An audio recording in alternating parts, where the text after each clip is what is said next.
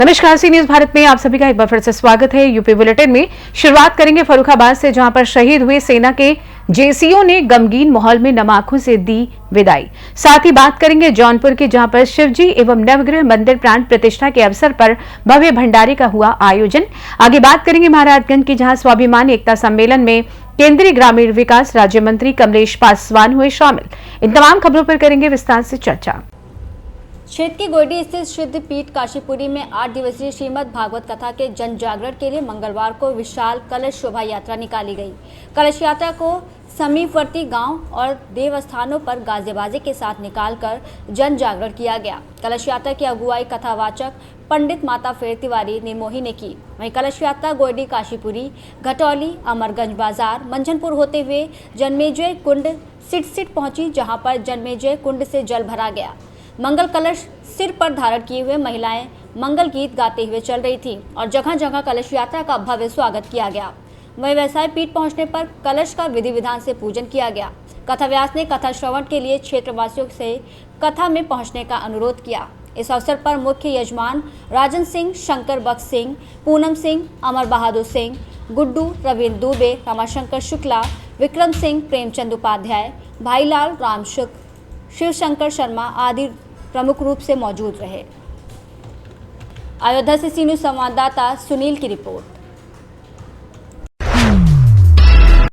तेज रफ्तार मोटरसाइकिल अनियंत्रित होने से रेलवे क्रॉसिंग के निकट रखे पत्थर में जाकर भिड़ गई, जिससे गाड़ी पर सवार 3 साथी गंभीर रूप से घायल हो गए। स्थानीय लोगों की सूचना के बाद मौके पर पहुंची पुलिस ने सभी घायलों को आनन फानन में उपचार के लिए सरकारी अस्पताल पहुंचाया, जहां मौजूद डॉक्टरों ने घायलों का उपचार शुरू किया। इस दौरान इलाज के दौरान 2 लोगों को डॉक्टरों ने मृत घोषित कर दिया। वहीं डॉक्टर ने एक की हालत को चिंताजनक बताते हुए जिला अस्पताल रेफर कर दिया है।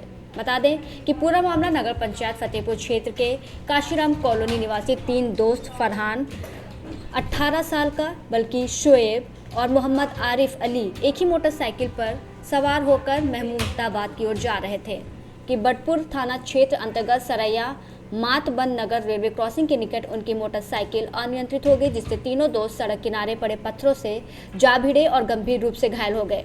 वहीं सूचना के बाद पहुंचे भगौली चौकी प्रभारी कालिका प्रसाद ने स्थानीय लोगों की मदद से सभी घायलों को उपचार के लिए फतेहपुर सामुदायिक स्वास्थ्य केंद्र लेकर पहुंचे, जहां डॉक्टरों ने सभी का उपचार शुरू कर दिया।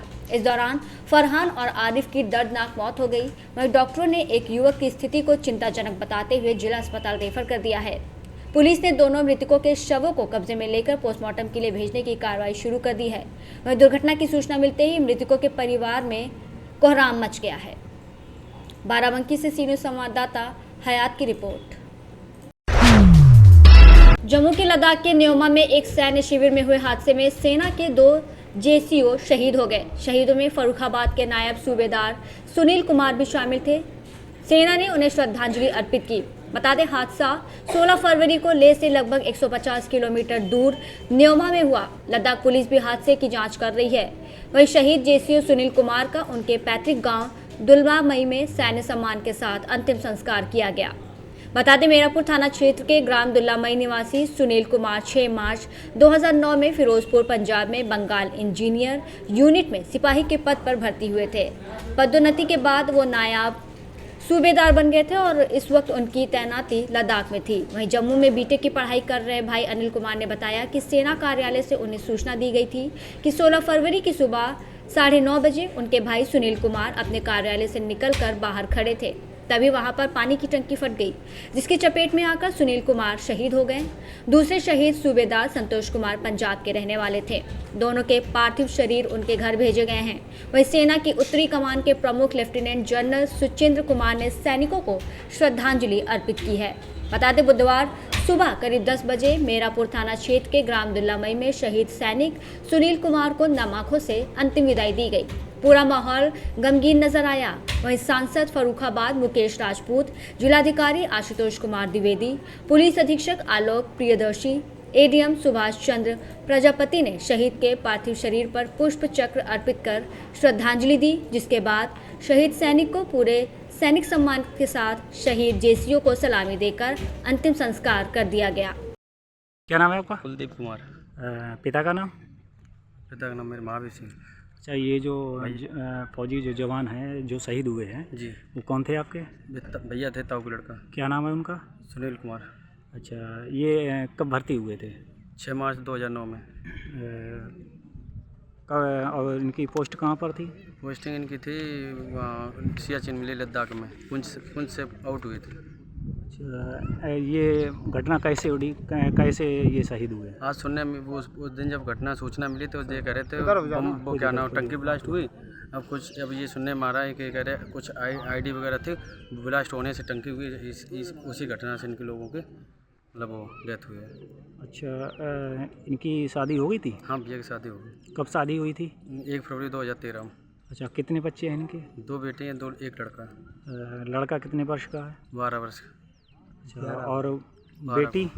बेटी एक 9 की है और एक 5-7 साल की है। बेटी का क्या नाम है? बेटी का नाम एक बड़ी का गौरी, छोटी का ईशा। और लड़के का? ईशु कुमार। अच्छा, पिताजी क्या करते?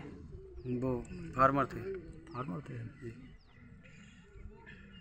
फर्रुखाबाद से सीनियर संवाददाता आदेश की रिपोर्ट। अशोक कुमार मोदनवाल बाबा के देखरेख में विशाल भंडारा संपन्न हुआ। भंडारे में बड़ी संख्या में महिलाएं, युवतियां और सम्राट जन सम्मिलित रहे। बता दें कि यह भंडारा सोमवार को अचल प्राण प्रतिष्ठा, प्रसादा दिवास, वृंद पूजन, शिखर पूजन, ध्वजारोहण, हवन और पूर्णाहुति उपरांत मंगलवार को महाप्रसाद के रूप में विशाल भंडारा का भव्य आयोजन हुआ। वही जनता के सहयोग से करोड़ों की लागत से बनने वाले भव्य मंदिर में धर्मशाला भी बनाया गया है।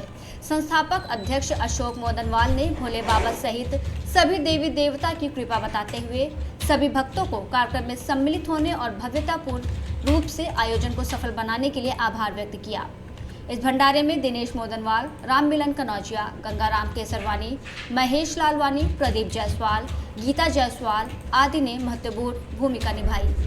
समापन तो हो गया है, लेकिन हम ये कहना चाहेंगे हमारा सारा कार्यक्रम बहुत ही अच्छे ढंग से बीता है और आज हमारा भंडारे का कार्यक्रम चल रहा है। लगभग 20,000 आदमी का व्यवस्था हम लोगों ने किया है। हमको उम्मीद है कि लोग प्रसाद के लिए लगभग आ ही रहे हैं।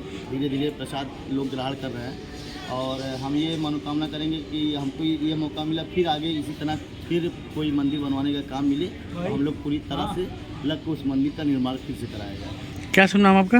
मेरा नाम अमित शर्मा। जौनपुर से दिवाकर मिश्रा के साथ दीपक सिंह की रिपोर्ट। महाराजगंज जनपद के जवाहरलाल नेहरू स्मारक पीजी कॉलेज में आयोजित पासी स्वाभिमान एकता सम्मेलन में केंद्रीय ग्रामीण विकास राज्य मंत्री कमलेश पासवान ने समाज को संगठित होकर आगे बढ़ने का संदेश दिया। उन्होंने कहा कि पासी समाज का इतिहास गौरवशाली रहा है, लेकिन वर्तमान में समाज बटा हुआ है। इसे मजबूत करने के लिए हमें शिक्षित और एकजुट होना होगा। विधानसभा में सपा के अंग्रेजी पर सवाल पूछने पर केंद्रीय राज्य मंत्री कमलेश पासवान ने कहा कि समाजवादी पार्टी के पास अब कोई मुद्दा नहीं है, वो मुद्दा विहीन हो गए हैं, इसलिए हिंदी अंग्रेजी की बात कर रहे हैं। उन्होंने कहा कि महाकुंभ पर विवाद खड़ा कर सकते हैं। मोदी और योगी जी के नेतृत्व में बेहतरीन तरीके से महाकुंभ का आयोजन किया गया है।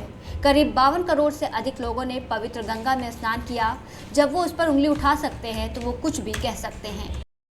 देखिए, पासी समाज के द्वारा एक आयोजित रैली थी जो मेरा भारत सरकार में मंत्री बनने के बाद महाराजगंज में एक स्वागत समारोह कार्यक्रम था और मैं अपने समाज के लोगों को धन्यवाद देना चाहता हूं कि इतनी तादाद में आकर लोगों ने मेरा स्वागत किया, मेरी बात को सुना और भारतीय जनता पार्टी द्वारा जो समाज के उत्थान के लिए काम किया गया, आदरणीय प्रधानमंत्री मोदी जी की योजनाओं से काम किया गया, उस पर बड़े विस्तार से चर्चा हुआ। इस पर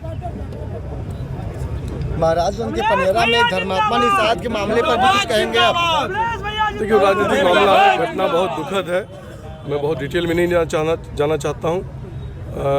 मैं बस इतना ही कहूँगा कि किसी भी व्यक्ति को आत्महत्या नहीं करनी चाहिए।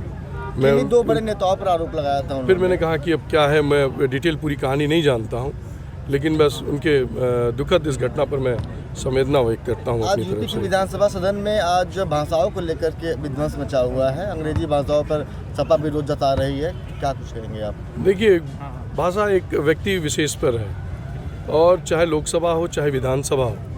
उत्तर प्रदेश में जब मैं भी सदस्य के रूप में था तो वहाँ पर भी हिंदी और इंग्लिश चलता था।